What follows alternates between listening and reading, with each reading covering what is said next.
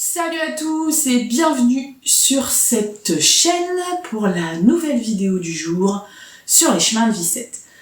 Plein de choses à dire sur ce chemin de vie passionnant, vous allez le découvrir. Préparez votre cerveau, préparez votre matière grise, préparez tout ce qui va vous servir dans la tête énorme et remplie que vous avez en ce moment. C'est parti pour la vidéo sur le chemin de vie 7.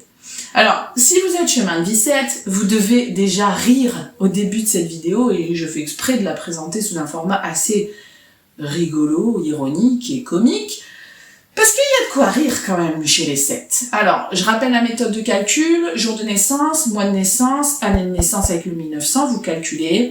Si vous tombez sur 34, vous êtes 7.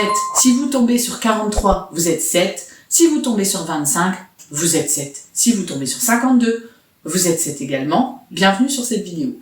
Le 7, c'est un petit être magnifique et merveilleux, très intelligent, très cultivé, très la tête dans les bouquins, qui adore apprendre. Et on le voit dès le plus jeune âge.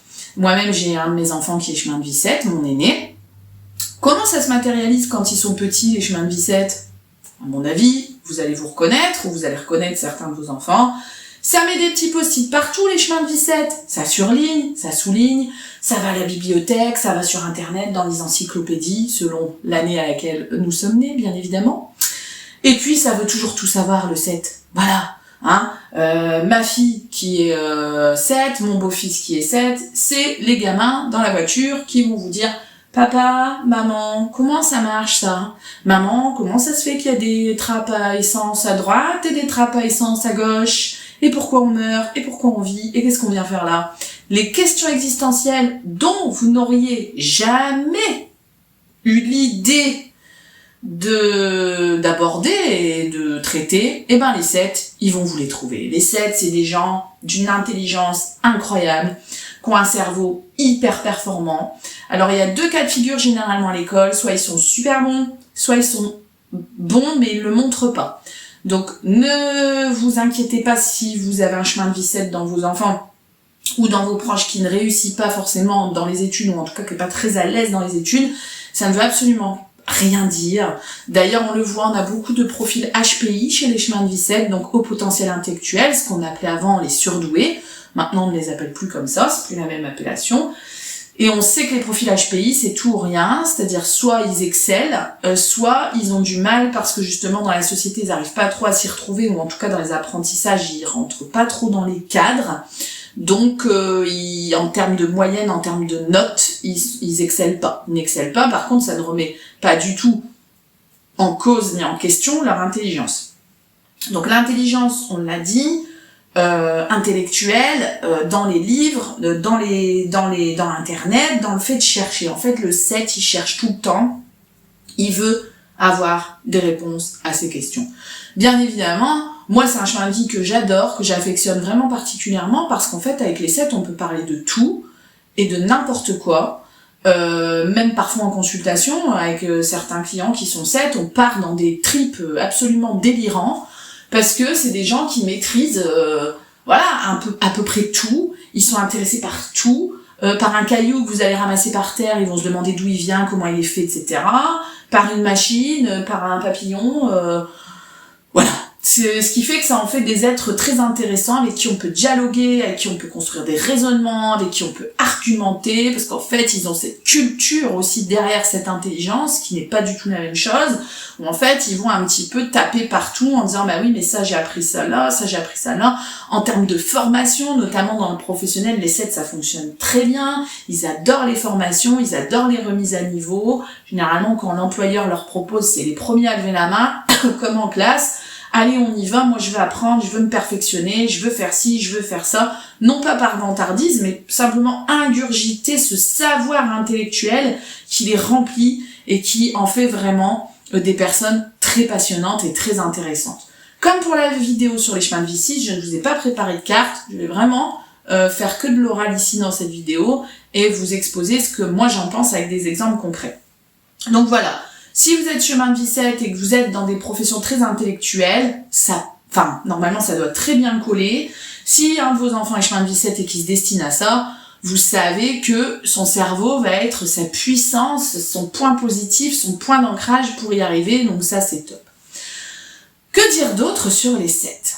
Alors, cette puissance du mental, elle n'est pas négative à la base, puisqu'on le sait, on vit dans un monde très cérébral, de plus en plus, avec Internet, l'ouverture des nouvelles technologies, on a besoin de savoir, on a besoin de connaître.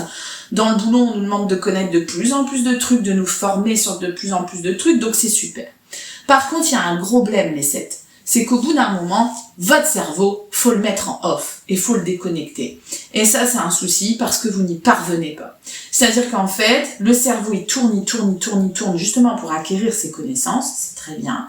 Mais le mot-clé du chemin de vie 7, c'est la vie intérieure. C'est l'intériorisation. Nous sommes en année 7, 2023, c'est une année 7. Allez voir ma vidéo sur les tendances de l'année. Nous sommes dans une année où on a besoin d'aller chercher à l'intérieur de nous ce qui va et ce qui va pas. Donc plus vous allez chercher à analyser, plus vous allez chercher à comprendre, plus vous allez chercher à maîtriser, on est d'accord, le cerveau maîtrise, le cerveau fait, il dit à notre corps de faire, c'est lui le chef, là tout en haut, dans son truc, dans sa tour de contrôle. Donc plus vous allez chercher à contrôler, plus vous allez vous rendre, entre guillemets, malade intellectuellement, moralement, parce que la vie, c'est pas tout rentre dans des cases et tout correspond à ce que vous avez appris ou tout correspond à ce que vous voulez qu'il se passe. Donc il y a une différence entre le théorique, la théorie que vous apprenez, et le terrain. Et là, généralement, il y a un gros écart parce que le 7, il a tendance aussi un peu à idéaliser. C'est beau d'apprendre dans des bouquins, c'est super de foutre des post-it partout pour se rappeler qu'il faut faire ci et ça. Mais une fois qu'on est dans l'urgence, dans le truc pas prévu, ou dans vas-y je te balance dans le bain et démerde-toi pour nager tout seul, on n'a plus ses ancrages, on n'a plus ses repères et on panique. Donc vraiment le chemin de vie 7, on le reconnaît des plombes à la ronde parce que c'est des gens qui se posent des milliards de questions tout le temps, mais surtout, et qui du coup remettent perpétuellement en question leur choix de vie, leurs décisions, et ça pose vraiment un problème. Quand vous faites un choix de vie, ça sert à rien de vous dire est-ce que j'ai fait le bon choix? Est-ce que j'aurais pas dû faire comme ça? Ouais mais finalement Julie, si je fais ça, du coup ça va provoquer ça. Quand on fait une guidance avec un chemin de vie 7, on a mal au crâne. Je vous le dis réellement et vous devez rire. Vraiment, si vous êtes connecté à ce chemin de vie, vous donnez mal au crâne et vous donnez mal au crâne également parce qu'en réalité on a à peine commencé le truc que vous êtes déjà à la fin. Mais patience, allons-y doucement. Attention à l'anticipation chez les chemins de vie 7 qui anticipe énormément. Il veut toujours savoir le bout du chemin. Alors qu'il a mis à peine un pied sur le sentier, quoi. C'est pas possible. Du coup, ça crée, ce que je vous ai dit, beaucoup de surcharge mentale, beaucoup d'angoisse. Attention en santé. Les chemins de vie 7 sont des chemins de vie hyper angoissés. Crise d'angoisse, difficulté de sommeil, maux de tête. Ça peut être aussi des bourdonnements, des acouphènes, enfin voilà. Donc en réalité, le chemin de vie 7, c'est une explosion du cerveau. C'est une explosion du savoir. Et donc comme son cerveau, il est super efficace, super connecté, super performant, comme un ordinateur un peu, et ben du coup, il prend le pas sur tout. Et c'est pas bon. Donc notamment sur les sphères sentimentales, sur les sphères familiales, où en réalité, là, le cerveau, il a ses limites. C'est-à-dire que réfléchir, c'est bien, penser, c'est bien, planifier, ok, mais n'oubliez pas que les gens autour de vous ne sont pas forcément comme vous, ne réfléchissent pas comme vous, ne planifient pas comme vous. Et donc, ça peut vite donner un côté contrôlant, un peu comme chez le chemin de vie 4. C'est pas du tout ce qu'on veut, puisqu'encore une fois, vous allez repartir, vous savez, la roue avec le hamster qui tourne, c'est ça, les chemins de vie 7. Et quand ils viennent me voir, c'est quand ils sont au stade où ça commence à devenir compliqué, je dors plus, je mange plus, j'ai des angoisses, je suis fatiguée, j'en ai marre, il y a rien qui avance, personne me comprend, j'ai l'impression d'être une psychopathe, j'ai déjà entendu ça, c'est des vraies réflexions, bipolaire, schizophrène, voilà, vous n'êtes pas ça, enfin, je ne donne pas d'avis médical sur cette chaîne, mais 95% du temps, c'est pas vrai. C'est juste qu'en fait, vous avez laissé le flot intellectuel trop vous solliciter, trop vous prendre, vous submerger un peu comme une vague. Voilà, c'est ça le 7, c'est la vague qui... Et du coup, vous cherchez à sortir la tête de l'eau et à respirer. Comment on met son cerveau en mode off? C'est votre question, les chemins de vie 7, vous me la posez tout le temps. Mais Julie, j'y arriverai jamais. Mais je fonctionne comme ça depuis que je suis tout petit. Moi, mon cerveau, c'est ma bouée de sauvetage. Si je l'éteins, qu'est-ce que je vais devenir si je l'éteins? Et voilà où on arrive sur cette vie intérieure. Déjà, on sait qu'on peut pas l'éteindre à 100%. C'est pas un bouton sur lequel vous allez appuyer en disant off, comme l'ordinateur que vous mettez en veille. Normalement, c'est un peu la fonction du sommeil. On met en veille, on se repose, même si on a le subconscient, l'inconscient qui travaille, on rêve. On a des phases de sommeil léger, sommeil profond. Qu'en réalité, le cerveau ne s'éteint jamais. Et même les scientifiques pensent maintenant que même quand on meurt, la conscience ne s'éteint pas. Le cerveau s'éteint parce qu'il n'est plus irrigué, il n'a plus d'apport de sang, de flux sanguin, donc il s'éteint, il meurt, mais la conscience persiste. Et en fait, en réalité, c'est ça, l'enjeu de ce chemin de vie 7. Mes chers 7, que j'aime vraiment énormément, gardez votre cerveau, gardez votre côté analytique, pragmatique, continuez à lire des bouquins, continuez à faire des formations, continuez à être super efficace, super, à fond dedans. Mais par moments, sur des plages très très courtes de la journée, déconnectez-vous. Comment on fait? La méditation, la relaxation, la sophrologie, l'ancrage, si on peut l'écrire en majuscule, ancrage. Les 7 ne sont pas assez connectés à la nature. Comme ils sont tout le temps leur nez dans les bouquins, comme ils ont tout le temps leur nez dans l'ordinateur, dans les formations, dans les calepins où on note, on fluote, les post-it. Où est la nature dans tout ça? Donc vous voyez, c'est sur des actions du quotidien très simples, très très simples.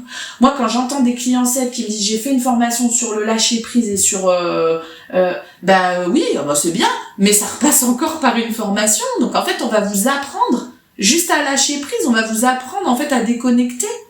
Ouais, ok, c'est bien, si ça vous aide, tant mieux. Mais vous pouvez le faire, vous pouvez éviter de payer ces formations-là, je sais pas combien de milliers d'euros. J'ai rien contre les personnes qui proposent des formations sur le lâcher prise, au contraire, ça doit faire du bien. Mais bien sûr. Mais je veux dire, si on commençait déjà par le faire par des actions quotidiennes, en fait, concrètes, voilà, là, par exemple, de 8 à 12, j'étais au boulot, mon cerveau, il a marché, il a fait son taf, très bien. De 12 à 14, j'ai une pause, je vais faire quoi? Je vais continuer à être sur mon smartphone, à analyser, sur mon ordinateur, à analyser au téléphone, à gérer des dossiers, les enfants, la cantine, bidule. Peut-être.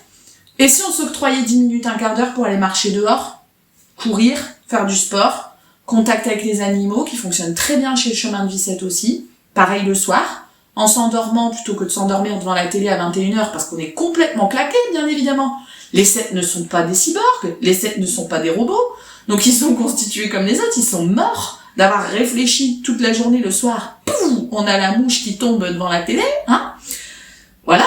Donc, au lieu peut-être de s'endormir devant la télé, un petit 10 minutes, un petit quart d'heure de méditation avec les écouteurs YouTube et ce que vous voulez dans les oreilles, et ça vous permet de vous relaxer. Vraiment, c'est le message principal sur cette courte vidéo. Je vais pas la faire trop longue parce que, voilà, niveau timing, je peux pas trop vous garder longtemps, mais sachez-le, le 7, ça peut vite tourner à l'obsession, et je pèse mes mots, l'obsession mentale. Le 7 veut toujours tout paramétrer, veut toujours tout contrôler, ça n'existe pas. Donc, dans la santé, ça va se répercuter sur son corps, il faut être très vigilant à ça, faites attention à vos déséquilibres au niveau du corps, notamment la région de la tête, les cervicales, le sommeil, etc. C'est très pollué, préservez-vous. Au niveau du boulot, gardez votre côté cérébral, il vous sert, mais c'est pas pour ça qu'il faut être tout le temps non plus dans l'hyper-exigence, dans l'hyper-contrôle, dans l'hyper-notion de résultat. Vous allez finir par devenir workaholic, comme on dit, c'est-à-dire alcoolique, dépendant du travail, et donc plus du tout de notion de plaisir, plus du tout de notion de déconnexion. Attention au burn-out. Si j'avais les cartes, je vous aurais montré celle-ci. Attention au burn-out chez les 7. Comme ils savent faire, comme ils ont un cerveau performant, ils vont toujours au bout, ils veulent toujours faire plein de choses, mais au bout d'un moment, paf, l'élastique il pète parce qu'ils sont fatigués, ils ne se sont pas reposés encore une fois entre deux. Donc le cerveau, il est merveilleux parce qu'il a aussi une fonction de disjonction, poum, et c'est ce qu'on appelle le burn-out, ou quand on n'en peut plus, ça pète. Donc la santé, être vigilant, le boulot, continuez à performer, vous êtes des performeurs, les 7, vous êtes dans cette soif d'apprentissage, on va pas vous l'enlever, mais prudence, bienveillance. Dans le familial et dans le sentimental, essayez de pas être trop mental, de pas mentaliser chaque truc qui vous arrive, de pas être trop tourné vers le passé dans la nostalgie, ah oui, mais ça, si j'avais fait comme ça, ou je regrette ça vous aide pas. Essayez de pas anticiper davantage parce que vous allez vous angoisser, vous allez créer des scénarios qui n'existent pas, et ça serait vraiment dommage. Quant à la sphère financière, le chemin de vie 7, c'est pas lié au financier, on en parlera dans le chemin de vie 8, mais bon, généralement, le 7 sait gérer son budget, voilà. Pareil, pas d'over-réaction par rapport à ça. En gros, pour résumer, faites confiance à votre cerveau, il vous aide, c'est votre allié, mais écoutez-vous. Cerveau, ok, intuition, spiritualité, vie intérieure. Vous le faites comme vous voulez, quelques minutes par jour, ça sert à rien de faire une demi-heure, et puis après de plus rien faire pendant 6 jours, ça n'a aucun effet. Des petites graines, voilà, de détente, de relaxation tous les jours. Maintenant, il existe plein de choses qu'on peut faire chez des thérapeutes ou à la maison, ou les deux. Et vraiment, si vous avez des enfants chemin de vie 7, je vous le recommande. Tout ce qui est méditatif, ancrage, sport, contact avec les animaux, ça leur permet d'arrêter de penser à leurs cours, d'arrêter de penser à leurs résultats et à leurs notes, et de décompresser. On en a grand besoin. Souvenez-vous, nous sommes en année 7, donc on est déjà très sollicité mentalement, on est fatigué, on en a marre. Donc si vous ne prenez pas, mes chers amis 7, ce moment pour vous, ou ces moments pour vous, quelques minutes par jour, personne ne va vous les donner. Et à force de tirer sur la corde, elle finit par casser. Donc souvenez-vous, mental ok, intuition ok, on jongle entre les deux. Il y a des jours où vous serez plus dans le mental, il y a des jours où vous serez plus dans l'intuition. C'est pas grave, l'essentiel c'est de pas se laisser manger par cette roue du hamster qui vraiment nous fait devenir complètement cinglés. Voilà, c'était le résumé de cette vidéo sur les chemins de vie 7. Prenez soin de vous, je vous adore, vous le savez, j'en ai énormément en consultation, on rigole beaucoup. Pensez à commenter, pensez à liker, à partager, à vous abonner. Et dites-moi si ça vous parle, si vous venez juste de découvrir que vous êtes chemin de vie 7, rassurez-vous, vous n'êtes pas fou, vous êtes juste très sollicité mentalement. Donc pensez à vous reposer, c'est vraiment important. Je vous embrasse, prenez soin de vous et à bientôt pour la vidéo sur les chemins de vie 8. Salut! Au revoir.